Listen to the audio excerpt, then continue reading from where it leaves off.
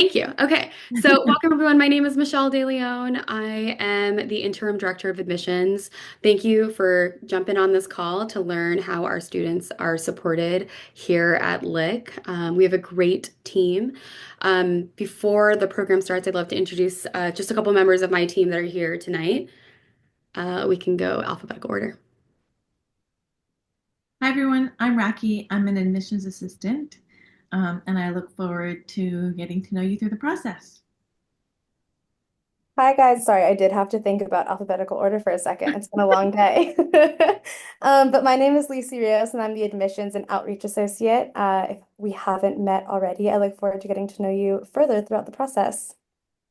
Great, thank you. So we have I have the great gift of working with such amazing team of people. They're here to talk to you tonight, just how kind of the work that they do and making sure that our students are supported and cared for and have a strong sense of belonging here at Lick. So without further ado, I'd love to introduce Raquel. Thank you. Good evening, everyone. Thank you so much for taking time out of your evening to be here with us. And thank you, Michelle, Lisi, and Rocky for the introduction. Raquel Oliva Gomez, and I'm the Dean of Students here at Lick. I have a great privilege of leading and collaborating with the folks that you're going to hear from tonight. We do have a few members of our team who are not here, but they're definitely represented in our presentation, and hopefully you'll get to meet them at some point, or you may have already met them. During this presentation, we'll highlight some of the ways that each of our teams and each of us prioritize relationships and fostering a community of care and support here at Lick. Next slide, please. So our agenda today is really broken up by the different departments that are in our Triple S team, which is the Student Support Services team. So you'll get to meet each of them. You'll hear from Dee, who is our DEI, part of our DEI team, also from Winifred and Jasky from the Learning Strategy Center. And you'll also get to hear from the counselors, Yuka Alba. And then the deans will close out the evening with some conversation about advisory and how we build support there. I also want to mention that Gabriela Mejia, she is also a part of our team. She is not here tonight, but she is one of our amazing, thank you, college counselors who sits on the team and offers insight and expertise when it comes to student concerns or supporting students. Okay, so that's our photos of all of the beautiful, amazing, and diverse faces on the team. And maybe we can spend the next few minutes just with the student support services folks, sharing your name, pronouns, and then if you could describe like in 3 words, what would it be? I won't do alphabetical because that's a lot, but maybe we'll just go off of the order on the slide. But I'm gonna like start, and then we'll have Chris and Kendra go ahead and go, and then we can go into counseling, into LSC, and then into DEI. So Raquel Oliva Gomez, Miss Soji, or Miss Gomez, she, her pronouns, and if I could describe like in 3 words, I think it would be supportive, um, busy, and fun. I think that there are a lot of ways that we try to bring fun and joy into the day. So, All Chris? right, awesome. Hi, my name is Chris Yin or Miss Yin. I have used she, her pronouns. I am the ninth and 10th grade dean. And let's see. I would say supportive as well. And I would also use the words intentional community. We really work hard at building our community. Thanks. I'm gonna move it to Kendra.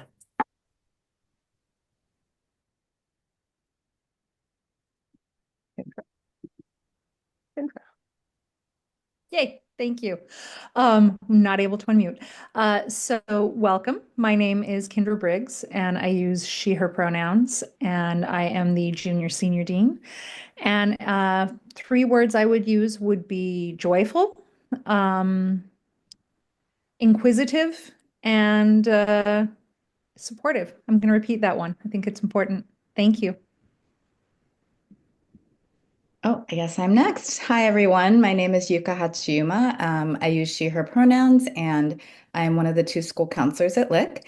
And the three words I will use to be different from the other people, I'd say passionate, engaged, and quirky.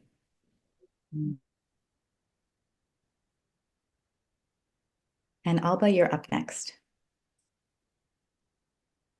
You muted? There we go. I couldn't unmute. Alba Castañeda, also she, her pronouns. I am the other counselor at Lick. And I would say three words for me comes to mind: ambitious, creative, and sweet. I'm Winifred Montgomery. I'm the director of the Learning Strategy Center. I use she and her pronouns, and I would say all the good words have been used now. I think that there's a lot of introspection at Lick-Wilmerding. I think there's a lot of kindness, and I think there's an immense amount of creativity. Hi there, good evening. My name is Jaspi Coley. I work with Winifred in the LSC. She, her pronouns, and I would use intentional, vibrant, and collaborative to describe Lick. Good evening, everyone. My name is Dee Johnson. My pronouns are she, her, hers, and I'm delighted to be the Dean of Equity and Inclusion here at Lick-Wilmerding. My three words would be thoughtful, inclusive, and brilliant. I'll pass it over to you, Matt. Hi, everyone. My name is Matthew Oakland. He, him, or they, them pronouns. I work as Director of Student Inclusion. Three words to describe Lick. I'll wrap it up. Full of curiosities. Yes, very, very interesting, but curiosities in a broad scale. Thanks everyone for sharing. As you are all sharing, I was also just thinking about how those words are also words that I would describe all of you. So, just thought about it. I'm feeling extra sweet today. But I really get to work with the most amazing team. So can we go to the next slide, please? I want to share a little bit about our student support team mission. So there are really two ways that we help support our students. And the first one is through immediate student support.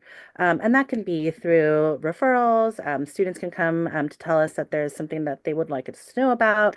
But our team really comes together to organize any of the information that comes to us to communicate with students, teachers, be a bridge for families and advisors with anything that students are facing, whether that be social, emotional, behavioral, academic, any of those types of challenge that they may face in high school. And also members of our team design and monitor interventions to help address particular students and family needs. Another way that we help support our students and our families is through working together to identify systems and practices that may be barriers to full student inclusion, access, and success. So we meet every rotation, and so that means every 8 days or so we're meeting as a team, and we're going back and forth between doing student meetings and systems meetings. And systems meetings are when we're really thinking about different ways to help increase access or create different initiatives. Some of the ways that our team has been responsive in the past is through facilitating various initiatives such as policies on students transitioning, hate speech policies, workload, thinking about our schedule, language, translation, and more. We also get to have time to work in discrete groups and teams to support the individual students that are coming to us. And so, again, I really just appreciate the collaboration on this team to really support our students so that they can be successful and thrive at Lick. And so without any further ado, I'm going to pass it on to our amazing DEI team, Dee and Matthew. Hi, everyone. Thank you so much, Raquel. It's so nice to be in this space with you all and to be just here with all these lovely faces. So thank you for joining us tonight. Again, I'm Matthew Oakland, he, him, or they, them pronouns, and I work here as Director of Student Inclusion. And I am Dee Johnson, Dean of Equity and Inclusion, she, her pronouns, and I have the privilege of working alongside Matthew to support our students and our faculty and staff. and families as well. Next slide, please. So to kick us off, we wanted to share our mission and vision as a team. So I'll just read this for y'all. Lick-Wilmerding High School strives to cultivate a diverse, collaborative community of students and adults that is rooted in empathy, equity, respect, humility, and accountability. We commit to uphold the tenets of anti-racism and to interrupt all forms of interpersonal and institutional bias and discrimination. We aspire to create safe, joyful spaces for learning where everyone brings their whole selves, feels known and heard, lifts each other up, and engages in all aspects of life at LWHS and beyond. And we are just going to share a little bit about how we attempt to live this mission. And to kind of start off from the perspective of my role, Director of Student Inclusion, I kind of tried to group this into some of the buckets that I think about in terms of my roles and responsibilities. Just to start off, one of the things that I wanted to highlight is actually working with the student inclusion co-chairs who are part of the Student Council, this year, Bryce and Iselena. And so working with them, we craft programming throughout the year. Actually, this week we'll have a breakfast for BIPOC Frosh in the center, and next week we'll have a Students of Color Leadership Network affinity potluck. The Students of Color Leadership Network is a group of student leaders from the affinity groups that we also work with. And then also thinking about things like conferences. So we do the Student Diversity Leadership Conference, Creating Change in the Privileged Institute. And then I will kind of let you feel free to kind of peruse the other events and working groups and policies that we're a part of. But this to say, you can kind of think, I like to really call a lot of the work that Dee and I do, and I'll kind of pass the baton here, as anything to do with joy. So if it has to do with joy, belonging, or kind of crafting events along our heritage or history calendar, that would fall kind of within somewhere between one of our two buckets. But I will pass it to Dee. Thanks, Matt. And so my role as Dean of Equity and Inclusion really focuses on inclusion, access, and success for adults, because we believe that adults actually create the container for safe, joyful, impactful learning for students. And so while this is not an exhaustive list, I would like to highlight some really important work that we do here. The first being recruitment, hiring, and retention of diverse faculty, and diverse in every sense of the word across identifiers.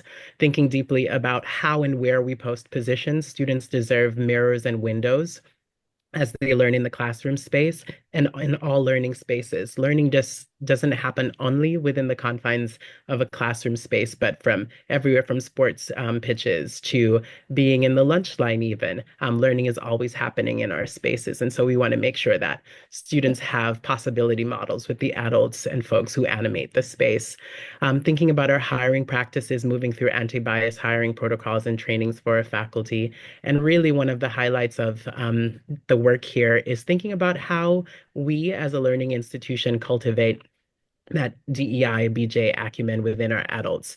So we have conferences and workshop experiences where we send our faculty and staff to a variety of equity and social justice conferences, and also learning conferences as well. So thinking of teaching and learning as equity is really important for our school, and to be able to partner with other folks on this call to create an equitable learning experience for our faculty. We also have internal conferences, so anything from in-service trainings around DEI to actual events where students and faculty are coming together to have really intentional discussions around equity, social justice, inclusion, and belonging. We also believe that the work of DEI is around creating really strong community and relationships. So we have a variety of community building offerings, socials, adult conversational spaces, and even learning cohorts this year.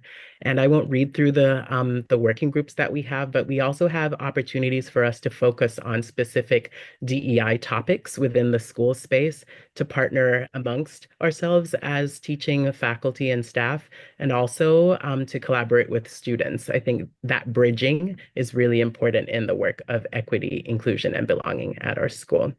And with that, I'll step back. And I believe we have a couple of minutes for some Q&A. Thank you, folks. Yes, so if any of our participants have any questions for Dee or Matthew about our equity inclusion program here at Lick, please, oh dear, please Either put them into the Q&A or you can enter them in the chat. Um, And Michelle, I have one last thing actually, if you could advance the slide in one go. yes, I'm going to just clear this and then go. A little extra joy for our Exactly. So much joy this evening. One of the things that is actually a hallmark at Lick is the space that we create for families. We believe that when families feel welcomed and have a sense of belonging, their students thrive within the learning space. And so we have a variety of family affinity networks. You can see the list here, and we lift program throughout the entire year. It's a place for you to connect and meet other folks, and also to have cross dialogue and talk as well. So these are just some photos from some of the events that we have hosted in the past year or so. So this is also something to look forward to.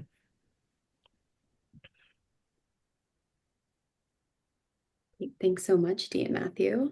And again, if you have any questions, you can enter them in the chat or you can enter them. You should be able to enter them into the Q&A part of our Zoom. And if there are no questions, then I'm happy to pass it along to our next group of presenters.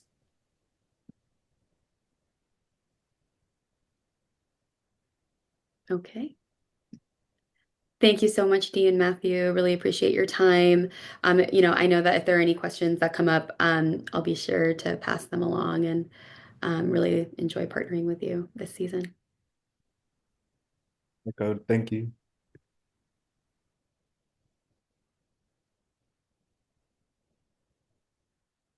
Okay. So my name is, as I said earlier, is Winifred Montgomery, and I'm the director of the Learning Strategies Center at Lick-Wilmerding.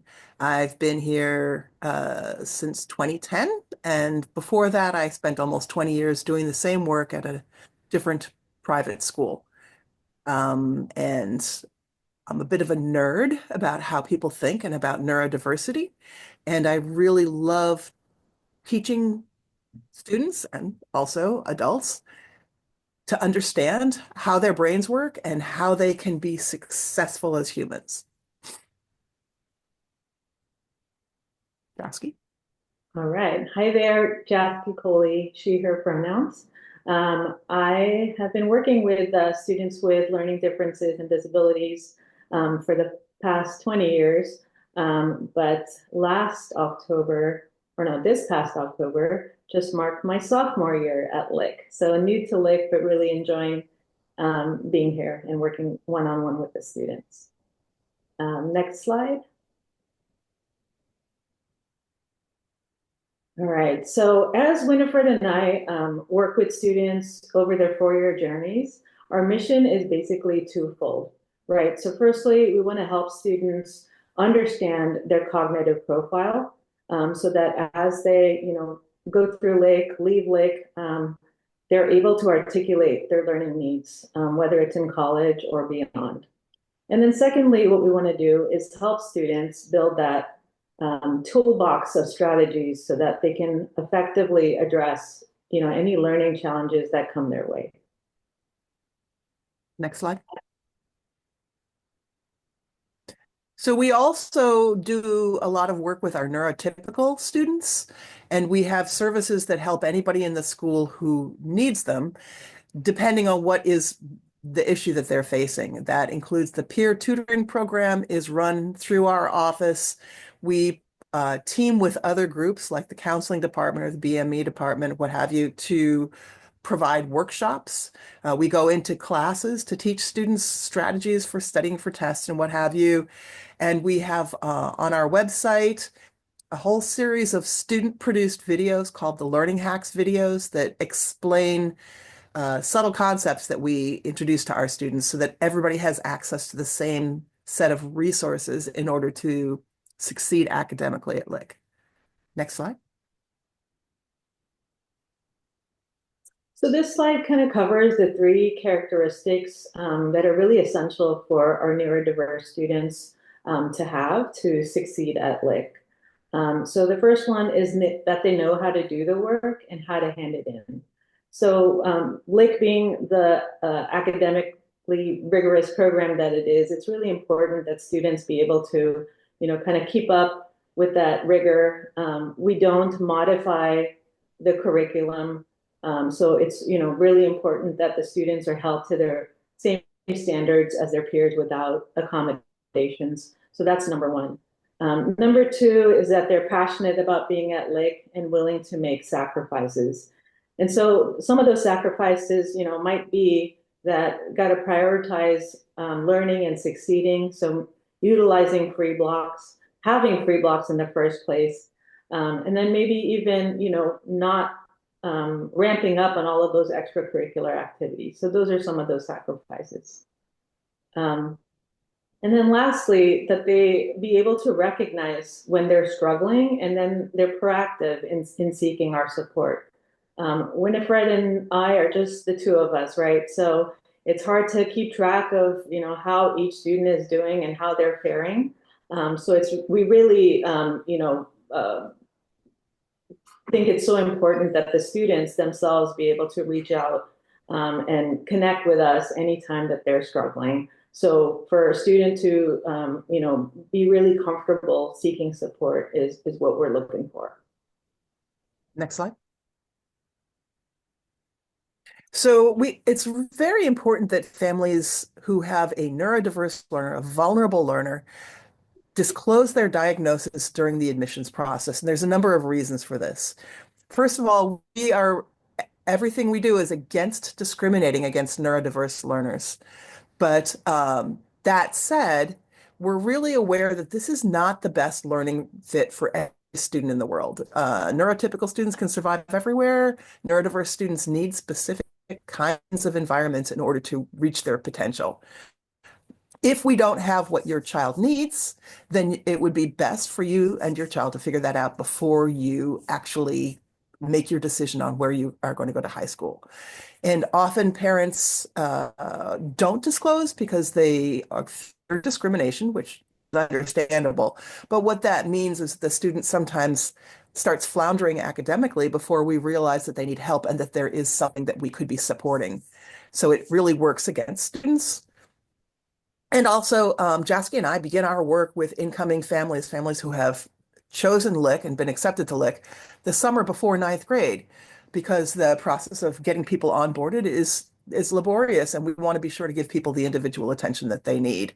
So people who don't disclose to us in advance miss out on that entire process and start somewhat behind the curve, and that is not how we want our students to experience Lick-Wilmerding. So we really encourage you to let us know what's going on and let's all be transparent with each other.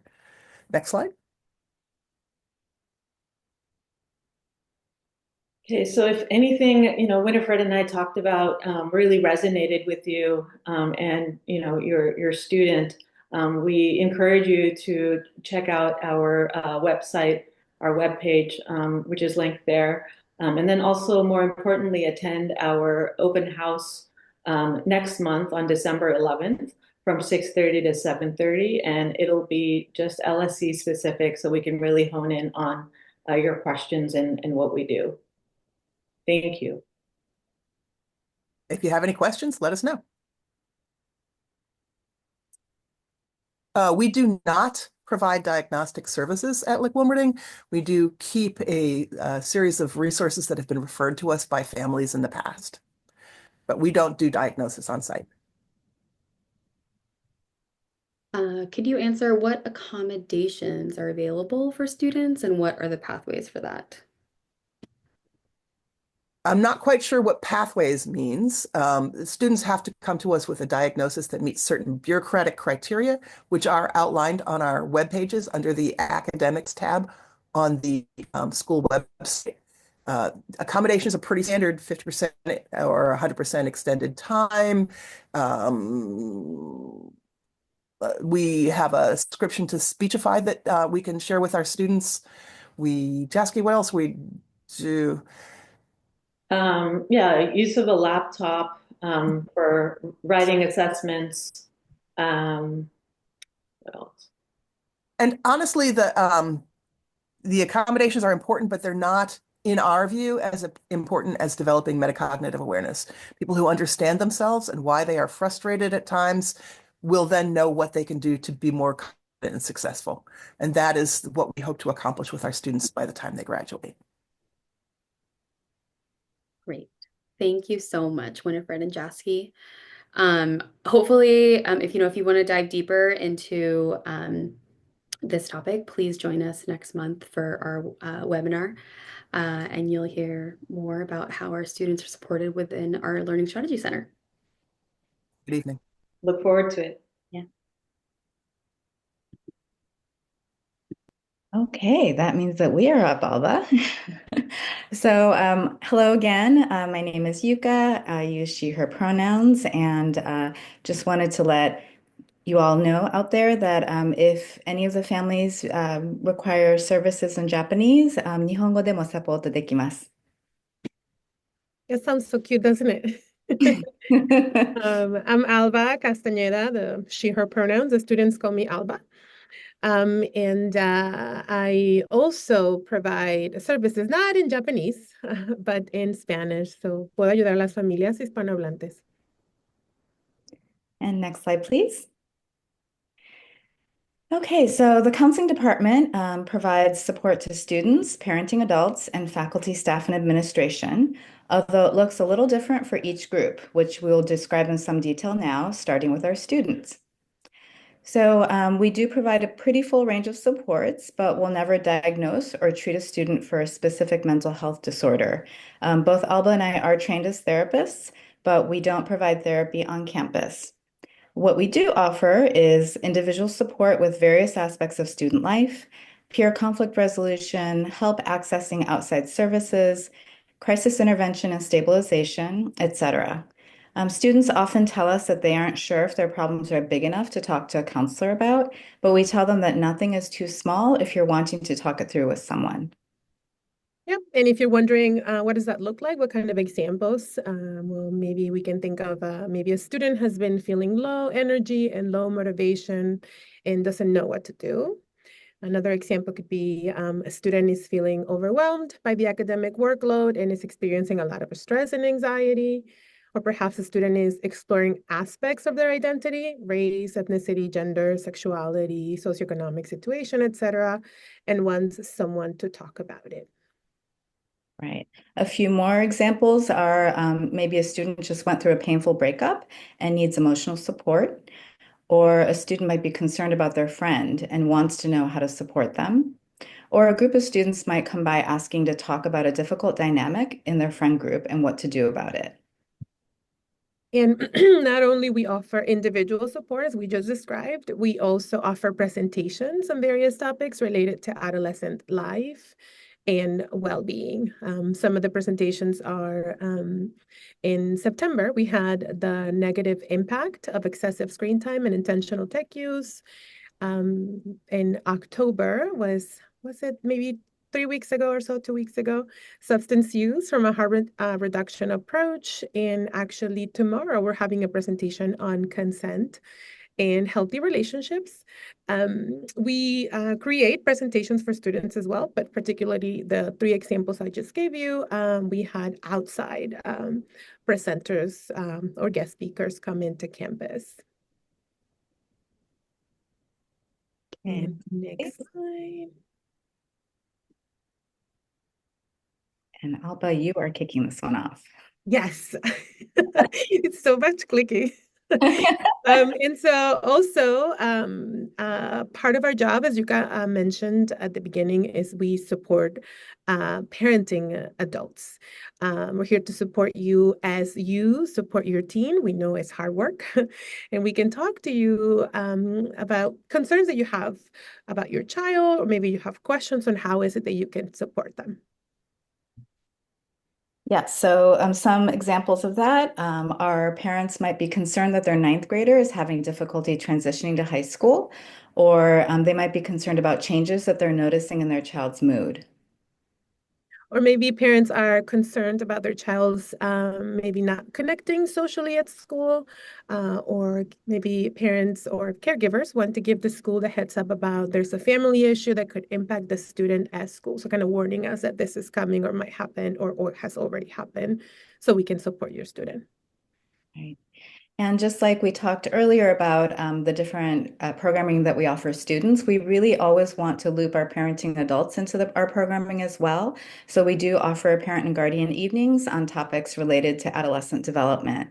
And so, like Alba mentioned, in September, we invited Project Reboot to talk to our parenting adults about the negative impact of excessive screen time and working towards intentional tech use. It was a very popular and well-attended presentation. And then in October, we had No Drugs talk to our students and parenting adults about substance use from a harm reduction approach. And we also partnered with the Parents Association and presenting on supporting the well-being of adolescents during their first general meeting of the school year last month. And this month, tomorrow, we're having a guest speaker talk about consent to our frosh. And that is just the beginning of a series of events that will hold on increasing awareness around sexual harm. And so in the spring, we plan on having something for our parenting adults as well. Yeah, and lastly is we can also help you figure out if your child or family needs outside support, and we can help you look for a provider. And when we do this, we will work with you to find someone who is a good fit. And we will also serve as the liaison between the school and the therapist, outside provider, to make sure that we're supporting your student. So the student is receiving support outside of school and also on campus. Right. And next slide, please. And so we also work with the adults at the school, the faculty, staff, and administration. And as part of the support team that Raquel mentioned at the beginning, for each student, we work closely with families, administrators, teachers, and advisors in order to keep a focus on the psychological well-being of the student. Additionally, we support teachers in their classes by doing in-class presentations on topics related to mental health and well-being. For example, we presented to each ninth grader in their body-mind education class, or BME, on mental health awareness in August. And then we presented on eating disorders in September as part of their health and wellness classes. And we also provide professional development training to the faculty and staff. This past spring, we presented on boundaries to our fac staff, which is what we call them. Lastly, we collaborate with administrators to address any issues that come up in the school community, and proactively advocate for systemic changes that promote student well-being. Overall, here are some examples on how we can collaborate with fac staff and administration. For example, if a teacher is concerned about a student in their class who seems really down and often tired, or perhaps an advisor is concerned about a student who seems worried and overwhelmed about juggling school and co-curricular activities. Or there might be a teacher preparing curriculum and they ask for input from us on how to address sensitive topics. We've written many content warnings for different people in our community. Or it might be a coach who's concerned about the physical and mental health of a student athlete. So we really do try to collaborate with all of the adults on campus to support our students. And that is it. So if anyone has any questions for us, I believe I saw some questions in the chat and also Q&A. I'm not sure. But Michelle, if you want to. So there's one question about, is there a safe space in the school when students need a mental break or a support? Yes. Alba, do you want to answer that or should I take that one? Go ahead. I'll back you up. Well, hopefully the first thing they think of is our offices. We do try to create a really warm and welcoming environment. We have snacks to try to draw everyone into our office, and we've kind of been too successful in that. But all kidding aside, we really do, of course, our offices, but then we also have a common area that we share with Ms. Briggs as well. But we really have tried to turn that into a space that feels really safe. And so that's a place where students might go, like, especially if they don't necessarily want to talk to one of us. There's a space they can go to where they can just be. And they can rest. We have jigsaw puzzles, we have fidgets, we have also like people put their headphones on, listen to music, watch a show, whatever it is that they need to take care of themselves and come back to calm. That is one of the intentions that we have for that space. And then, of course, if they do want to talk to us, then they can always drop in, or if they want to schedule appointments with us, students can do that as well. Right. And then we collaborate with school as well. So if we have for example, the assembly we are going to, I'm sorry, not an assembly, the presentation we have for ninth graders tomorrow regarding consent and sexual ethics. We provide a safe space or a healing space for students to join if they decide that they can attend the presentation, whatever the topic is. And we also work with the community if there's been a recent difficult event, whether it's in the community or nationally. We try to have safe spaces for them to talk about their feelings and to talk about what they're facing, whether it's individual or in groups by affinity.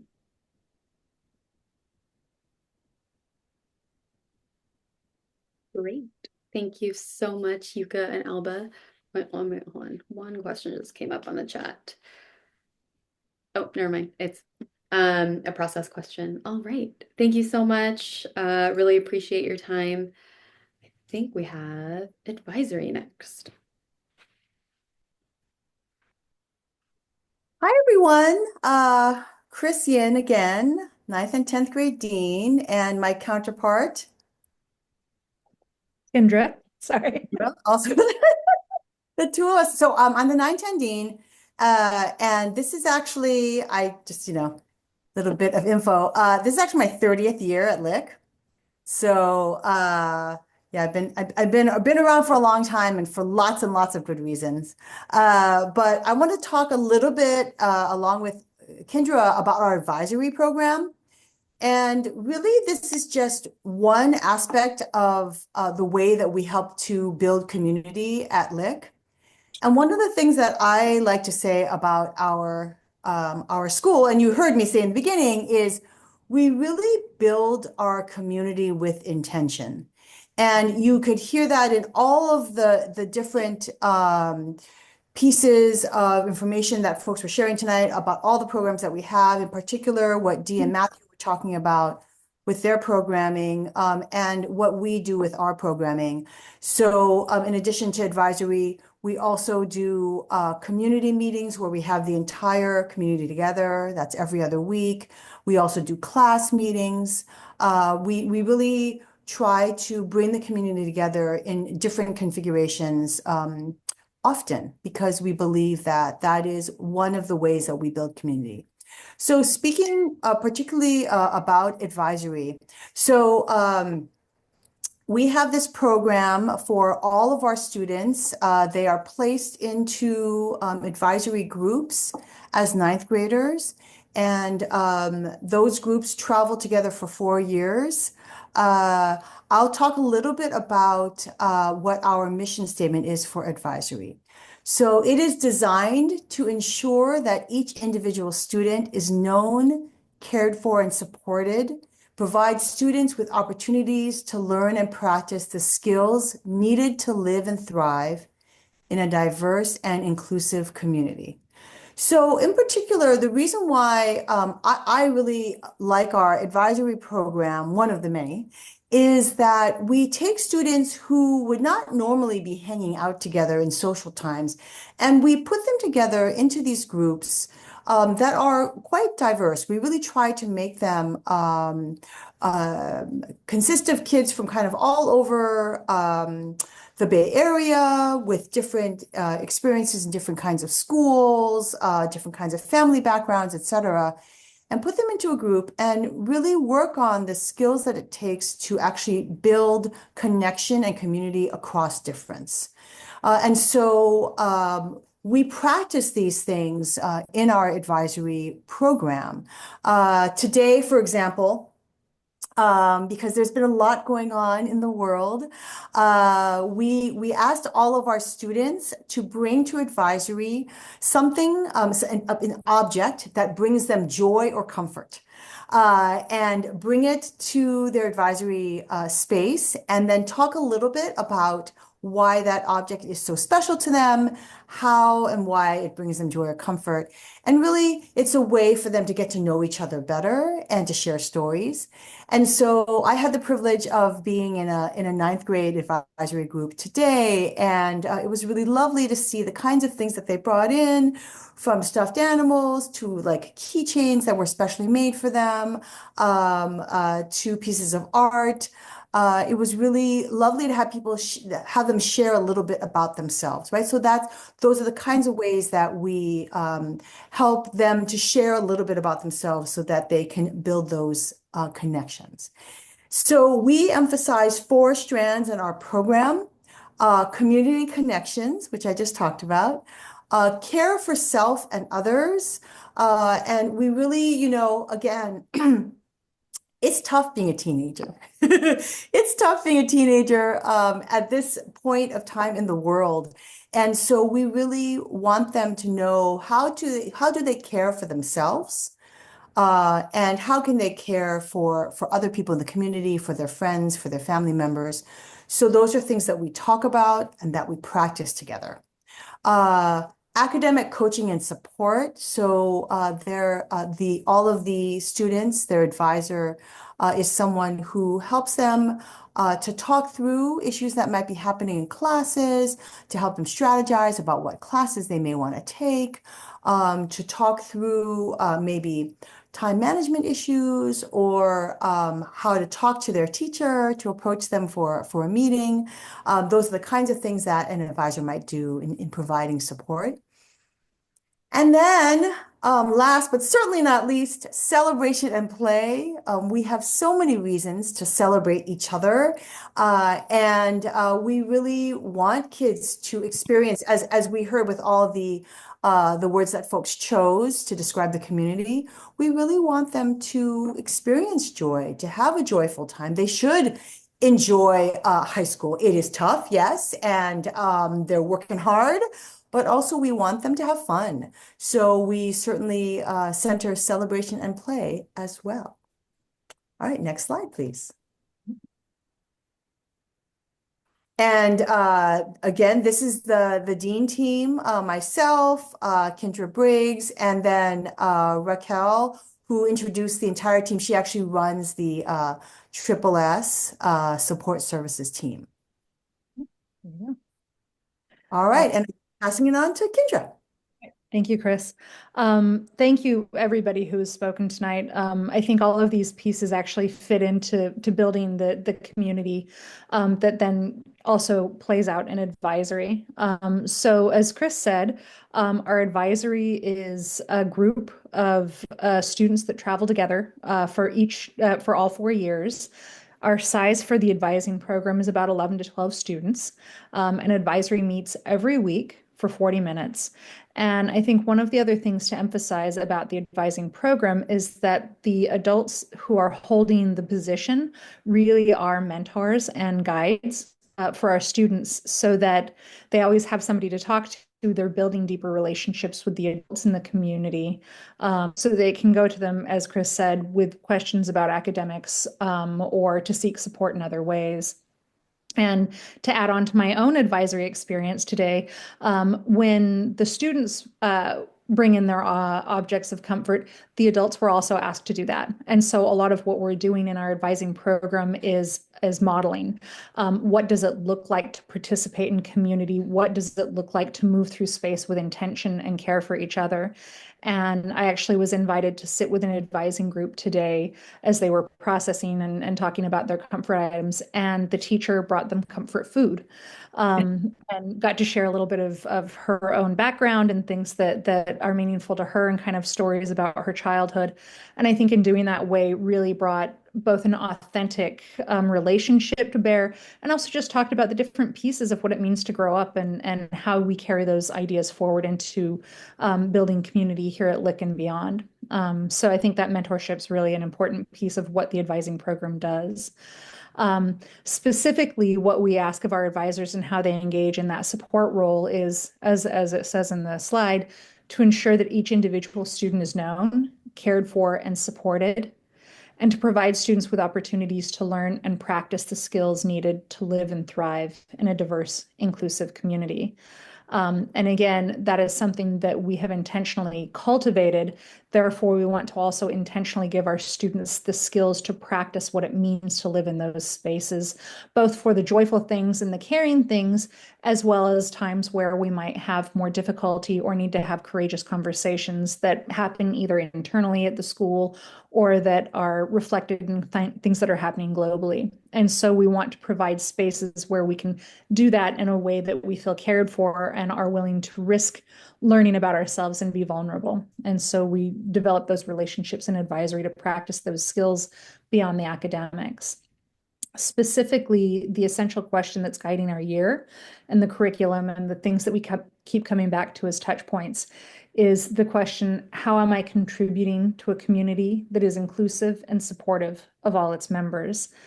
So at the root of our work really is thinking about supportive, caring communities, and how we can extend that practice into all areas of life.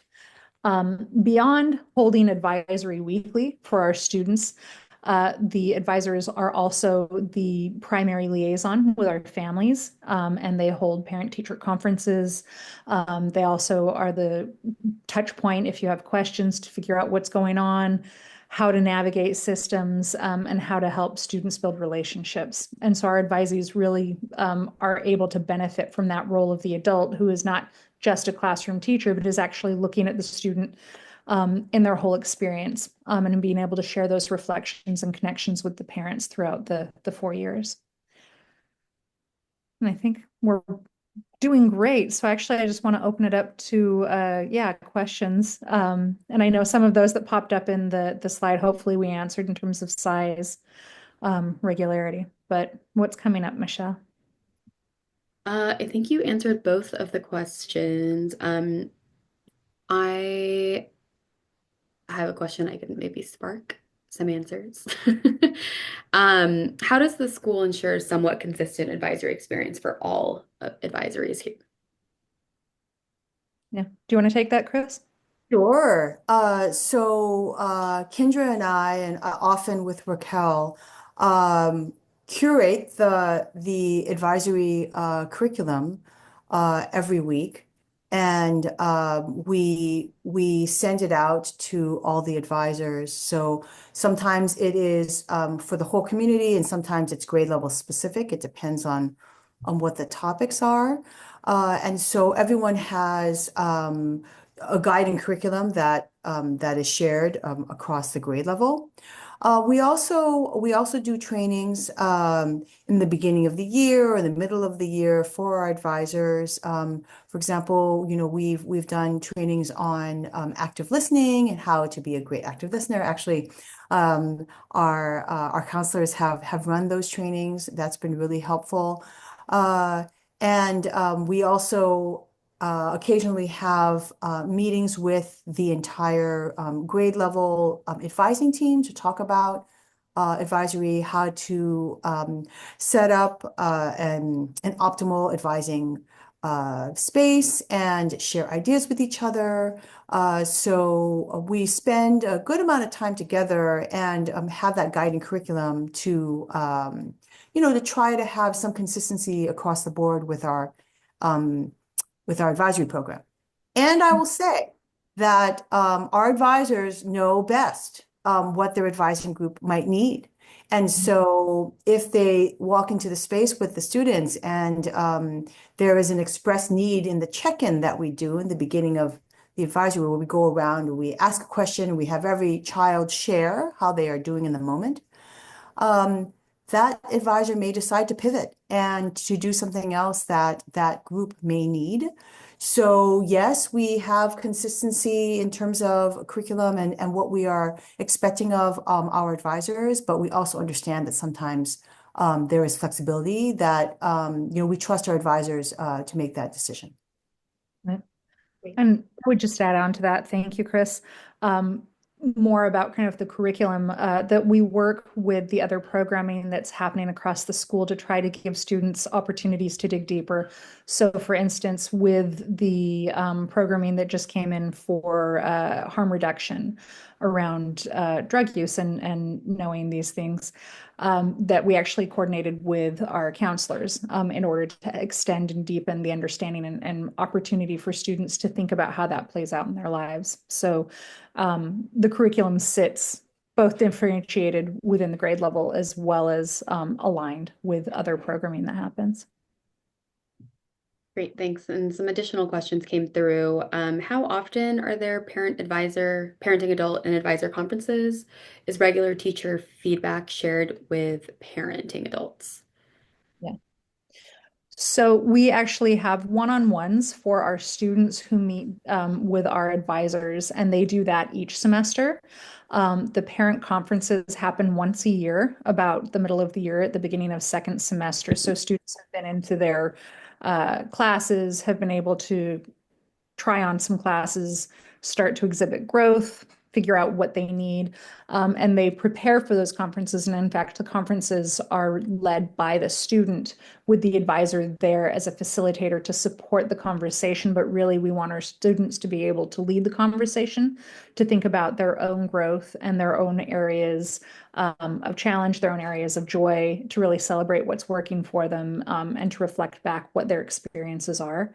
And then in terms of academics, teachers actually post comments in gradebook, and those are opened specific points during the year for a few weeks at a time during the second semester and the first semester, sorry, so that students can also read the feedback with their parents to get direct feedback from teachers. I'd also say that we really want students to be self-advocates, and that's something that we believe in strongly. So we don't have the grade books open all the time because we want kids to be able to actually advocate for themselves, to be more independent. Advisors can always see the grade books and the comments. And so, if parenting adults are concerned, they can always reach out. We'll talk to their kid or talk to the advisor with any questions that they may have. Great, thank you. And then how and I how are the freshmen or the frosh integrated into advisories that have already been together for several years? I'm sure families are wondering how are ninth grade advisories made up. And I know, well, I guess they'll find out. It's in collaboration with the admissions office and Chris. Do you want to speak a little bit more about that? Absolutely. So that's a great question. I mean, one of the things of course, the admissions team knows the students very, very well. We make sure that students from the same school are in separate advisories. We want them to be able to build new connections with new friends, new peers, and we also try to just have kids from all over different parts of the Bay, different types of schools. We also do think about regions. So, for example, we might put, like if we have a student from the East Bay, we make sure that they have another student from the East Bay, or maybe two students from the East Bay with them, or similarly from the peninsula, right? So we try to think also about geographic location in terms of giving folks connections with other students and families in that same area.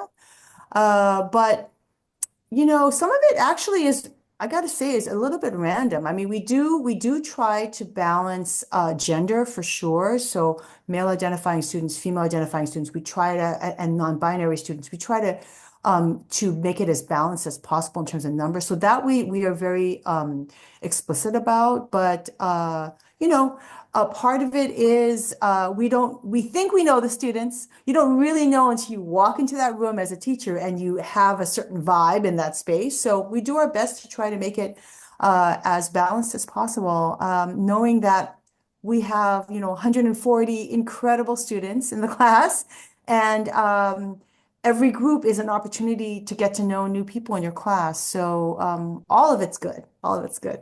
Yeah. Thank you. And I think this will be last question. Can you give an example of a time when the student body position or desires voiced and when the student body maybe voiced maybe frustration or wanted to have that like, community dialogue with administration, if there was a conflict and how was it resolved? Hmm.